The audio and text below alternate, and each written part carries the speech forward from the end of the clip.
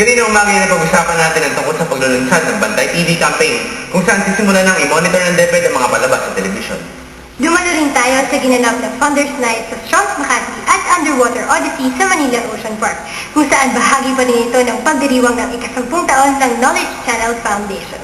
Binigyang parangal naman ang 6 na Ramon Magsaysay awardees para sa kanilang kontribusyon sa kanilang bansa.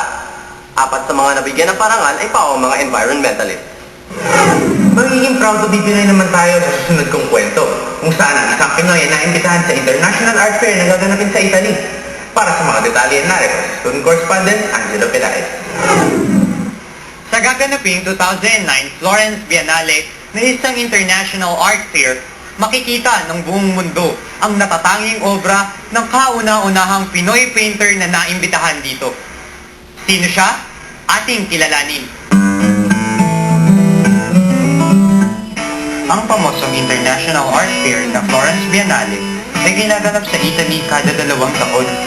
Nagbibigay ito ng pagkakataon sa mga piling artists mula sa iba't ibang bansa na ipakita ang kanilang galing sa larangan ng pagpipinta, iskultura, photography at iba pa.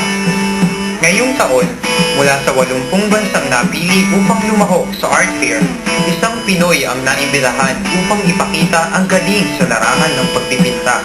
Siya si Max Balatbat o kilala bilang Kuya Max Bal. Ang kanyang entry sa nasabing Art Fair ay pinamagatang Avenida Manila. Itong piyesang to, pinaikilang ko itong Avenida Manila. Usually kasi sa lahat ng mga piyesang ginagawa ko, halos karamihan, lahat ng inspirasyon, lahat ng mga bagay na naging eksperyensya sa buhay ko, lahat yan naglalaro sa Avenida. Mahigit isang dekada na siyang pintor at patuloy pa rin niyang pinaghuhusayan ang kanyang hilig sa pagpipinta. Gusto ko kasing malaman ng iba na hindi na natin kailangan magpakalalim at magpakahenyo, mag-isip ng napakalayong mga subject. Mas masarap yung totoo ka lang. Mas masarap yung kung ano yung kinalakihan mo, kung ano yung pinagmula mo.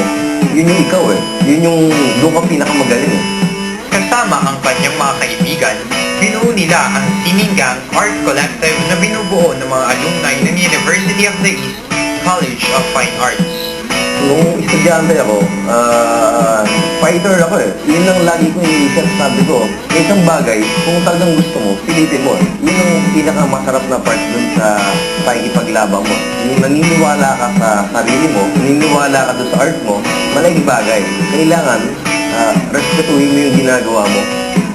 Huwag silang mahiya ipakita sa ibang tao dahil yun yung pinakaunang tutulong sa'yo.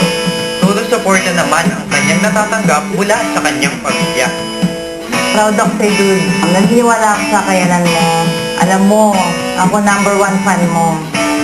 Ang pagkakabilang ni Kuya Max Bal sa prestihiyosong art fair na ito ay malaking karangalan sa ating bansa. Patunay lamang na kaya nating makipagsabayan sa ibang bansa pagdating sa larangan ng pagpipinta. Saludo po kami sa inyo. Ako po si Angelo Pelaez ng Francisco P. Felix Memorial National High School para sa K-Now.